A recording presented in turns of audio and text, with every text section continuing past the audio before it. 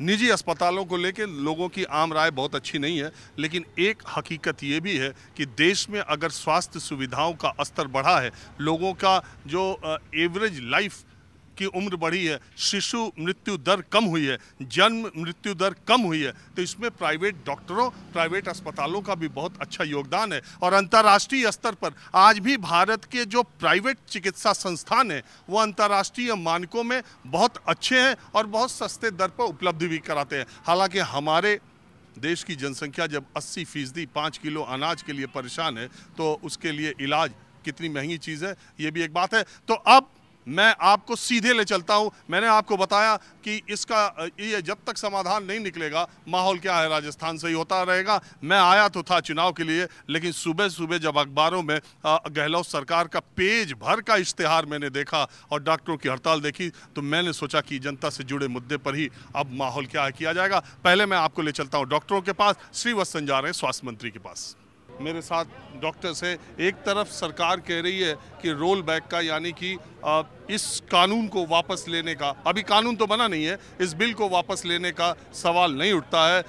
Doctor अपने doctor धर्म को नहीं निभा रहे हैं, बल्कि पैसे को ज़्यादा वरीयता दे रहे हैं। अब इस पेशे को, जिसको कि भगवान भी कहा जाता है, वो इस बिल को लेके इस कदर हड़ताल पर क्यों आमादा है, क्यों विरोध कर रही है, हम डॉक्टरों से जानने की कोशिश करते हैं। डॉक्टर साहब, डॉक्टर विजय कपूर है, जो कि यहाँ के प्राइवेट अस्पताल और नर्सिंग होम का जो संगठन है उसके महासचिव हैं।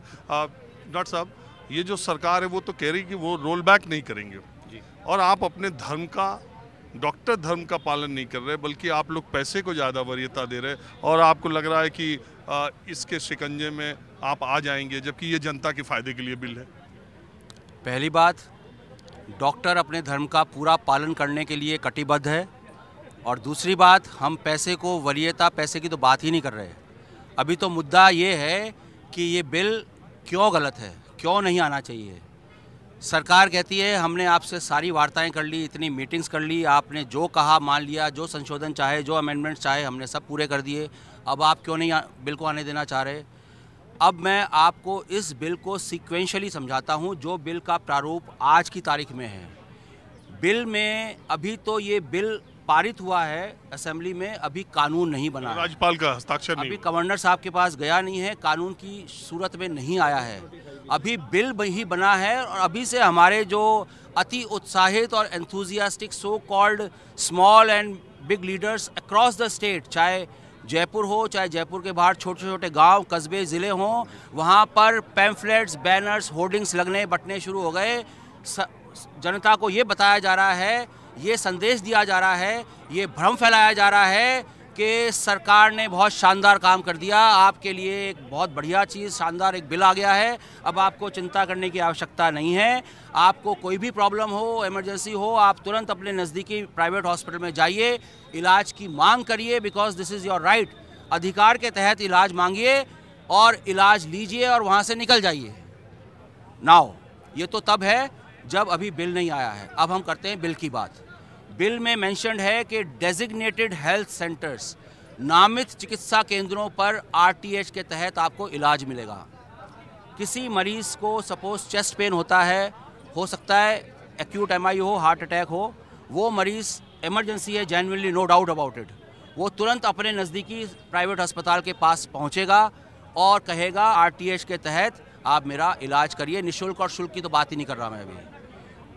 अब अनफॉर्चुनेटली अगर वो अस्पताल डेजिग्नेटेड हेल्थ सेंटर नहीं है, तो अस्पताल कहेगा साहब मैं तो डेजिग्नेटेड हेल्थ सेंटर नहीं हूँ, मैं आरटीएच बिल के तहत इलाज ना तो कर सकता हूँ ना करूँगा, आप कृपया डेजिग्नेटेड हेल्थ सेंटर पर जाइए। तो मरीज़, एक तो वहाँ पे कन्फ्यूजन होगा, विवाद होंगे, मारपीट होगी, सब कुछ होगा। फिर मरीज़ ढूंढेगा कि डेजिग्नेटेड हेल्थ सेंटर कहाँ जाए। अगर फॉर्चुनेटली वो डेजिग्नेटेड हेल्थ सेंटर पहुँच भी गया, तो वहाँ पहुँचने के बाद उसको पता चला कि हार्ट का मरीज़ हूँ, लेकिन ये तो आँखों का अस्पताल है, डेजिग्नेटेड हेल्थ सेंटर तो है लेकिन आँखों का अस्पताल है। अब बिल ये भी कहता है कि अगर आपका डेजिग्नेटेड हेल्थ सेंटर है तो आप किसी भी इमरजेंसी को व्हाटसोएवर आप रिफ्यूज़ नहीं करेंगे, आप उनको अटेंड करेंगे, उनको स्टेबलाइज करेंगे और ये इंश्योर करेंगे। डॉक्टर साहब, एक बात मैं कह रहा हूँ, ये बिल की खामियां गिनाने में आप ये गिना सकते हैं कि एक मरीज गया, उसको हार्ट अटैक हुआ, वो डेजिग्नेटेड हेल्थ सेंटर में नहीं है, तो उसको आँख के अस्पताल लेते गए। और हार्ट का आपको लगता है कि जिसको हार्ट की प्रॉब्लम है उसको आँख के डेजिग्नेटेड हॉस्पिटल में कोई लेके जाएगा? एग्रीड। चलिए, मरीज हार्ट सेंटर पे पहुंच गया, नज़दीकी अपने कार्डियक सेंटर पे पहुंच गया। वो कार्डियक सेंटर अगर डेजिग्नेटेड हेल्थ सेंटर नहीं है तो पेशेंट को रिफ्यूज़ कर देगा, गोल्डन पीरियड लूज हुआ। अगर डेजिग्नेटेड हेल्थ सेंटर है, एक्यूट एमआई का पेशेंट है, मैं ये कह रहा हूँ कि चेस्ट पेन अगर मेरे किसी करीबी को होगी और किसी ने सीने में दर्द बताया तो वो कार्डियक के ही डेजिग्नेटेड हॉस्पिटल में जाएगा। जिसको हड्डी की बीमारी छत से गिर जाए तो वो तो ऑर्थो के अस्पताल में ही जाएगा। आप ये प्रिज्यूम करके क्यों बैठ रहे हैं कि हमारा आँख का अस्पताल है, यहाँ हार्ट का पेशेंट आ सकता है? You are again confusing. I am saying patient cardiac centre पे पहुंच गया, but unfortunately that cardiac center is not a designated health center as per the RTH bill. designated health center नहीं है वो, तो अस्पताल कहेगा कि मैं designated health center नहीं हूँ, RTH के तहत मैं इलाज नहीं करूँगा, या तो आप पैसे दीजिए या जो भी है। तो मरीज़ में ये कन्फ्यूजन होगा कि RTH में है, फ्री है, इमरजेंसी है, हार्ट प्रॉब्लम है, हार्ट सेंटर है, अब क्यों नहीं इलाज हो रहा, इसमें कन्फ्यूजन होगा, केओस होगा। और यदि मैं तो कहता हूँ डेजिग्नेटेड हेल्थ सेंटर भी है, कार्डियक सेंटर भी है, नज़दीकी भी है, और मरीज़ के हार्ट अटैक हुआ, वो गया, तो इस RTH के बिल के प्रावधानों के तहत अगर एक्यूट एमआई का पेशेंट है, उसके 99% ब्लॉकेड है एक उसमें, तो उसके लिए चाहिए होती है प्राइमरी एंजियोप्लास्टी। प्राइमरी एंजियोप्लास्टी की जो कॉस्टिंग आती है प्राइवेट सेटअप में कम से कम 2 लाख रुपए आती है, वो मुझे मालूम आती है।